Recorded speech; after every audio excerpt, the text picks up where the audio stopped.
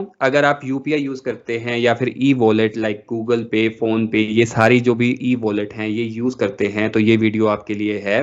High value transactions कितना impact डालती हैं इन अकाउंट के ऊपर, उसके बारे में डिस्कस करेंगे। अगर आप कोई बिजनेस कर रहे हैं उसके लिए आप यूपीआई यूज करते हैं, या फिर फ्रेंड्स या रिलेटिव जो हैं उनसे पैसा यूपीआई के थ्रू डलवाते हैं, तो उस केस में आपकी कितनी लिमिट है और आपको किन बातों का ध्यान रखना चाहिए, आज उसके बारे में डिस्कस करेंगे।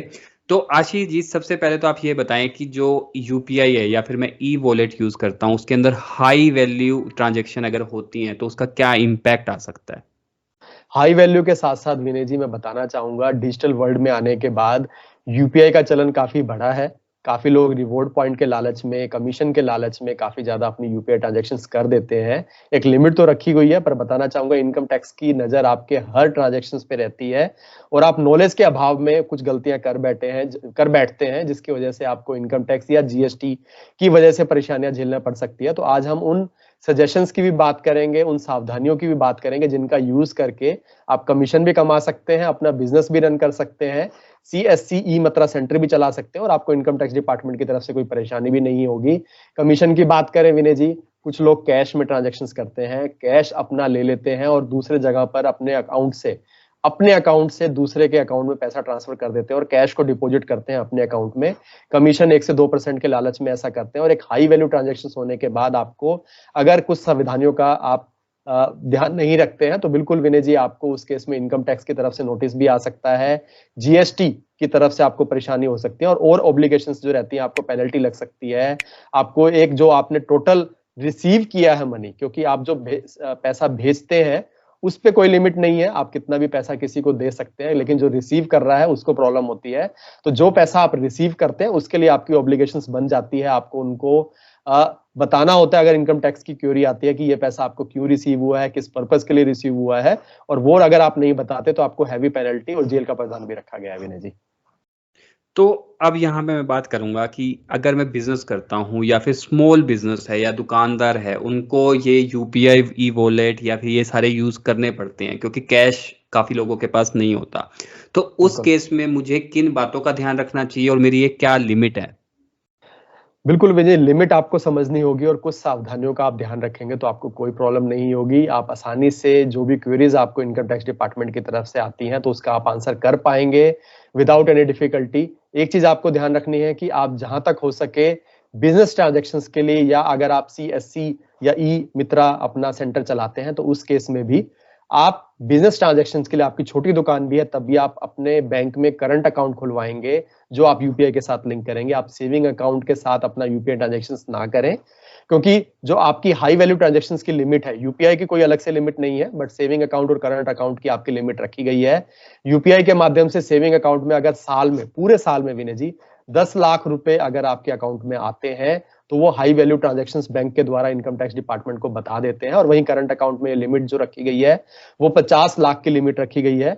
तो ओवरऑल आपका जो टर्नओवर रहेगा वो इंपॉर्टेंट रहता है कि आपको इनकम टैक्स की या जीएसटी की तरफ से कुछ क्वेरी आएगी नहीं रहेगी। तो हाई वैल्यू ट्रांजैक्शंस की हमने लिमिट डाल ली है सेविंग अकाउंट और करंट अकाउंट की। इसके अलावा जीएसटी से रिलेटेड आपको एक लिमिट का ध्यान रखना होगा, 40 लाख 40 लाख रुपीस का आपका अगर टर्नओवर होता है, अगर आप रिसीव करते हैं वैसा मनी और आपका भेजते हैं, तो उस केस में आपका जीएसटी रजिस्ट्रेशन अनिवार्य हो जाता है।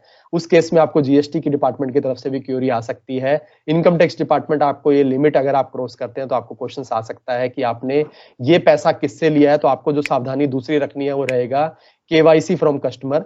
आप जिस भी कस्टमर से पैसे लेके ट्रांसफर कर रहे हैं तो उनसे आप उनका आईडी प्रूफ और रीजन उस आईडी प्रूफ के साथ लिखवा सकते हैं, वो अपने पास रिकॉर्ड में मेंशन करें। और एक और चीज ध्यान रखना है, काफी लोग घबराते हैं कि आईटीआर फाइल नहीं करते हैं, तो बताना चाहूंगा जो टैक्स आपका लगता है वो प्रॉफिट पे लगता है, क्योंकि काफी लोग कमीशन 1 से 2% ही लेते हैं पर ट्रांजैक्शन उनकी 50 लाख तक हो जाती है। तो उस केस में ऐसा नहीं है कि 50 लाख पे उनको अपना टैक्स देना है, उनको सिर्फ प्रॉफिट अमाउंट पे टैक्स देना है। लेकिन आपको बशर्ते जीएसटी रजिस्ट्रेशन आपके पास है, अगर आपका 40 लाख से ऊपर आपकी ट्रांजेक्शन हो जाती हैं, केवाईसी आपने मेंटेन कर रही है अपनी, और जो ट्रांजेक्शन है उनको आप एक्सप्लेन कर पाते हैं, तो प्रॉफिट जो आपका रहेगा उसी पे आपको टैक्स देना है। और 5 लाख तक तो आपका टैक्स लगता भी नहीं है। तो आप आईटीआर जरूर फाइल करें। ITR जो रहेगा वो ITR फॉर बिजनेस इनकम के लिए आप जरूर फाइल करें। वहां पर आप दिखाएं कि कितना आपका इन हुआ है पैसा और कितना आपका एक्सपेंस है और कितना आपका प्रॉफिट बनता है। ये सब करेंगे तो आपके लिए बिजनेस ट्रांजेक्शन्स के लिए आसानी होगी, आपको प्रॉब्लम नहीं आएगी। नहीं तो बिल्कुल इनकम टैक्स डिपार्टमेंट आपकी सारी जो इनकम रिसीव हुई है, जो पैसा रिसीव हुआ है, उसको आपकी इनकम मान सकता है और उसके इसमें पूरे अमाउंट पे जो भी आपने रिसीव किया है, अगर आप एक्सप्लेन नहीं करते हैं तो आप मुसीबत में आ सकते हैं और पूरे अमाउंट पे आपको टैक्स भी देना पड़ सकता है विनय जी। तो अब यहाँ पे जैसे आपने बताया कि कई लोग रिवार्ड पॉइंट के लिए या फिर कुछ बेनिफिट के लिए ये ई वॉलेट यूज करते हैं, तो उस केस में अगर मैं फ्रेंड या रिलेटिव से पैसा लेता हूँ या फिर सेंड करता हूँ तो मुझे वरी करना चाहिए या फिर मुझे क्या नाम है ऐसी ट्रांजेक्शन्स को अवॉइड करना चाहिए? जितना हो सके विनय जी उनको ट्रांजैक्शंस को अवॉइड करना चाहिए अगर वो हाई वैल्यू ट्रांजैक्शंस हैं, जैसा हमने अभी लिमिट की बात करी। इसके अलावा फिर भी अगर आप करते हैं तो यहाँ पर भी अगर आप कुछ सावधानियां बरते हैं, रिलेटिव है तो आपके लिए जो प्रॉब्लम है आसान हो जाती है, आपके लिए सॉल्यूशन भी आसान हो जाते हैं। पर फ्रेंड के केस में बिल्कुल फ्रेंड से जो पैसा आपको मिलता है या आप फ्रेंड को भेजते हैं तो उस केस में आपको थोड़ी परेशानी हो सकती है अगर आप इन सावधानियों का यूज नहीं करते हैं।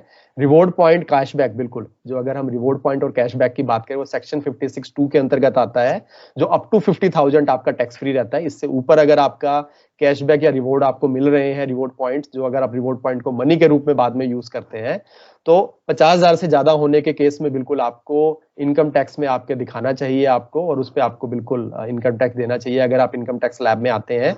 इसके अलावा अगर आपको एम्प्लॉयर के द्वारा यूपीआई ट्रांजेक्शन्स के गिफ्ट मिलता है आपको 5,000 तक, तो वो टैक्स फ्री रहता है। इससे ऊपर होने पे बिल्कुल आपको टैक्स की देनदारी बनती है। अगर आपने अपने फ्रेंड को हेल्प करने के लिए कुछ पैसा भेजा है और उसने वापस आपको यूपीआई के माध्यम से दिया है, तो उस केस में अगर जैसे लोन के लिए लोग काफी लोग अपने फ्रेंड को देते हैं, तो आप कंसीडर करें कि एक एग्रीमेंट उनके साथ बना लें। अगर अमाउंट बहुत ज्यादा है, हाई वैल्यू ट्रांजेक्शन्स के आसपास है, तो उस केस में लोन एग्रीमेंट बनाएंगे, क्योंकि लोन के द्वारा दी गई राशि और वापस ली गई मनी आपकी टैक्स फ्री रहती है। तो वो एग्रीमेंट के द्वारा अप्रूव कर पाएंगे लोन के रूप में आपने दिया था। और वहीं अगर आप रिलेटिव से ये सब करते हैं, रिलेटिव को अपना पैसा देते हैं या लेते हैं उनसे, तो वो सारी ट्रांजेक्शन्स आपकी गिफ्ट टैक्स के अंतर्गत आती है। गिफ्ट टैक्स से रिलेटेड हमारा एक स्पेशल वीडियो है विनय जी, उसको आप जाके जरूर देखें, जिसका लिंक हम कमेंट सेक्शन में भी दे देंगे विनय जी। बहुत बढ़िया आशीष। तो दोस्तों ये वीडियो था हाई वैल्यू ट्रांजैक्शन अगर आप यूपीआई के थ्रू करते हैं तो किन बातों का ध्यान रखना चाहिए। आज का वीडियो हम यही खत्म करते हैं। धन्यवाद।